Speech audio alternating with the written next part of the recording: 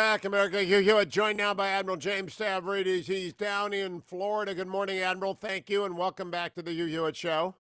Good to see you, Hugh. Good to see you. Now, Admiral, I would like to talk to you a little bit about a conversation I had yesterday with former Secretary of Defense Robert Gates. My guess is you're a fan of his. Oh, 100%. Of all the bosses I've had, I would put him at the very top of the list, Hugh. He's just terrific. That's a pretty high praise. Why? I'll give you three reasons. One, he is calm. He never loses his temper. He never blows up. And this is a guy who ran the CIA, was Secretary of Defense both for Bush and Obama. Think about that for a minute. Only time in history someone's made that turn between two parties to still be a Secretary of Defense. Yet he's always calm in the saddle. Number two, great sense of humor. Funny, clever, can use humor to diffuse a situation. And number three, he's got that spy master's gaze. Former head of the CIA, deeply perceptive, deeply intelligent, has a PhD in Russian studies. He's the whole package, Hugh. So yesterday I talked to him at length in this kind of in a setting where I was talking to him on Skype and going between two microphones. So I'm sorry I'm not looking at you sometimes, Admiral. And he said something that was arresting. He said, we are in Cold War 2.0 and that this one is more dangerous than the last one. Now, Bob Gates is the first person I've had who's been willing to say that. And I think he probably commands more Venn diagram respect, meaning between Democrats and Republicans, he's the guy that gets the most respect from both of them. What do you make of his willingness to go there? Well, first of all, I assume you were talking to him about his new book, which is Yes. very, very good. It's about the use of American power in the world. Disclosure, I just did a book review of it for Oh, a magazine. I'm a big fan of the book. He kind of lays the tracks out for that in the book. On this one, though, I'm going to part company with the secretary. I think we're very close to Cold War 2.0, but here I'm going to go with the deeply specialized knowledge on China of Henry Kissinger. And Kissinger has said, I think it's a good line, that we're in the foothills of a Cold War with China. We're at the very beginning. So maybe we're just splitting hairs here. I think we're probably still in a position to avoid plunging into a full-blown Cold War. And I'll close with this. Let's look back at what Cold War 1.0 looked like before we say we're in 2.0. 1.0 was hair trigger on the nuclear devices. 1.0 was millions of troops facing down across the Fulda Gap in Europe. 1.0 was two massive alliance systems lined up against each other, Warsaw Pact and NATO. And 1.0 was a world structure where there was almost no dialogue, no conversation between the US and the Soviet Union. I don't think we're hitting all of those blocks yet, but we're close. there is a new emerging alliance structure, which brings me to the second story. This happened on June 4, and I didn't have a chance to talk with you yet about it. I want to read to you. India and Australia signed two bilateral military agreements on June 4th in, quote, the first step in deepening of defense relationship between the two Indo-Pacific powers. All right, now, most people don't talk Australia and India at the same time, but they are now linking up. What's the significance of that, and how exactly do you link up if you're Australia, which is, half a world away from anywhere? Well, if you look at that globe over my right shoulder, you'll see the Indian Ocean.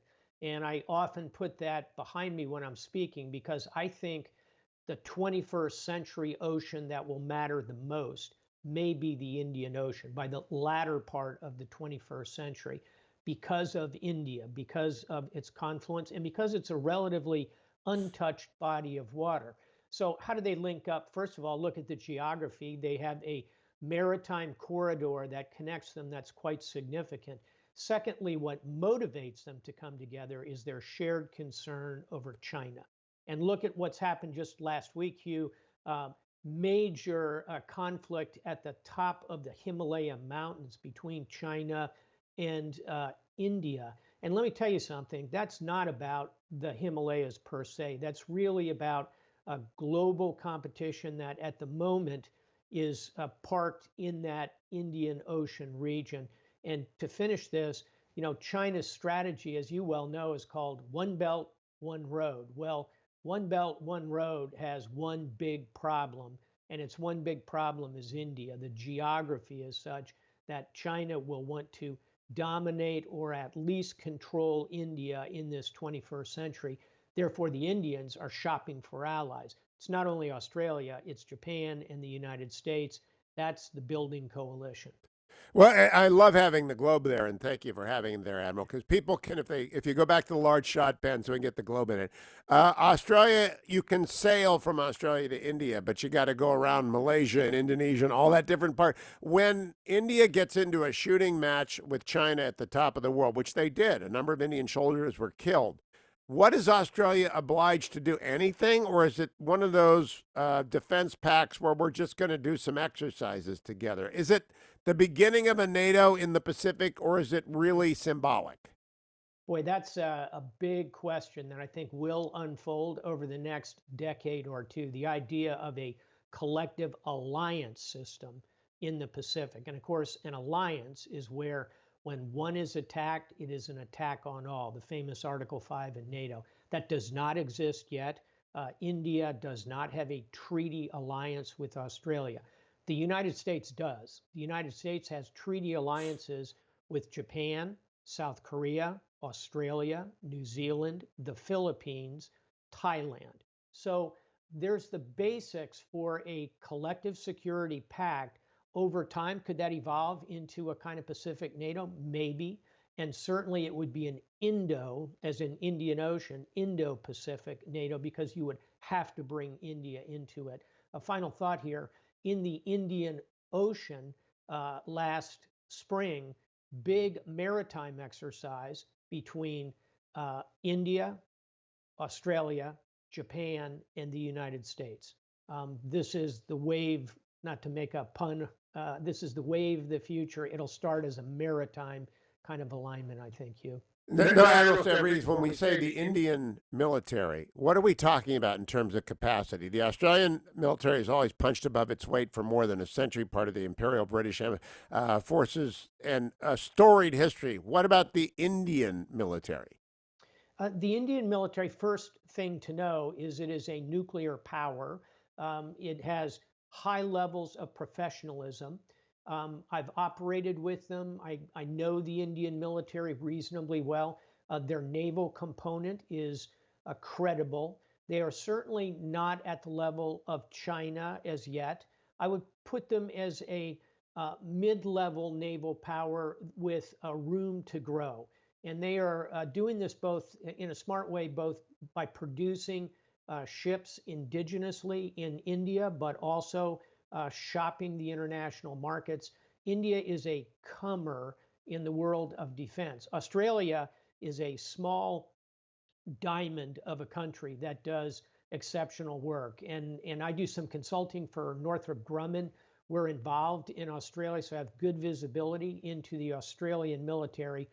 Utterly professional, highly capable, keenly aware of the challenges of a growing Chinese military parked on their doorstep. Again, look at that globe.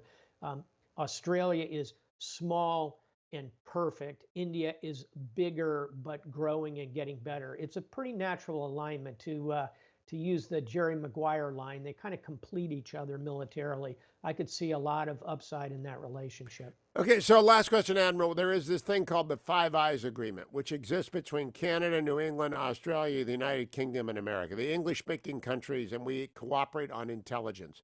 Do you foresee Japan and or India joining Five Eyes? We are constantly looking at Five Eyes and thinking about who would be the logical nation or nations to bring into that super high level of intelligence. And you'll get different answers from different professionals. I'd be curious when I conclude if you ask Bob Gates this question, who of course really knows intel. I would say, looking at the Five Eyes, the next nation I would think about bringing in may surprise you, but it would be Israel, which has terrific intelligence capability, obviously, long history in this area, very, very good. I think you'd also look at Japan as the next. And the logic there is both of them bring whole new components from regions where the U.S. could really benefit. Longer term, I think you look at some of our European allies, particularly the French and the Germans, potentially over time. And I think India, yes, at some point you would want to bring it in. I'll close by saying it's interesting to observe that the Five Eyes is, as you say, the English speaking collection. It came out of the Commonwealth relationships coming out of Great Britain. So there's a certain logic to India in that one as well. There is, but in Pakistan they have the corruption problem with the ISI. I do not know anything about Indian intelligence. Do you, Admiral? Do you have an opinion of it? I would not leap to join with them at the moment for the corruption issues and the nuance issues and the loss of intelligence. I think the counterintelligence forces arrayed against India are significant coming from China. So I think you'd have to be very careful. That's why I put them further out in the orbit than I would, for example. You froze up on us there, Admiral, a little bit. Okay. Quick last question. How often have you been to India, Admiral? I've been there half a dozen times over the years, Hugh, which for me is not a huge number of times. Each visit, I come away more impressed with the trajectory. Yeah, you're freezing up on democracy, and they Yeah. care. They're young. They're a democracy, and they care deeply about values. So I think India is a nation to watch and a potential significant ally for the United States over time. One of the things that people say, the only thing you can create by virtue of having population is data, but data is actually a natural resource. Now, India can produce as much data as China if they choose to use it, data powering artificial intelligence. But that requires a kind of comprehensive cooperation that we've never had with India. United Kingdom does. But do you see that in our military, a willingness to lean into the Indian relationship? I think over time, the potential for that kind of cooperation is there with India. But let's face it, we're on the beach at Kitty Hawk in terms of where we are with artificial intelligence, data. You're correct. Data is regarded as the new oil. The more you have, you can drive artificial intelligence, therefore machine learning in real time. Crucial. We're still regard that as crown jewel material. We're going to hold that very closely, would be better served cooperating, for example, with the United Kingdom on that rather than moving toward India at this point. Admiral James Stavridis, always a pleasure. Follow him on Twitter at StavridisJag or to his website, admiralstav.com, and you'll get all that Admiral Stavridis writes. Thank you, Admiral.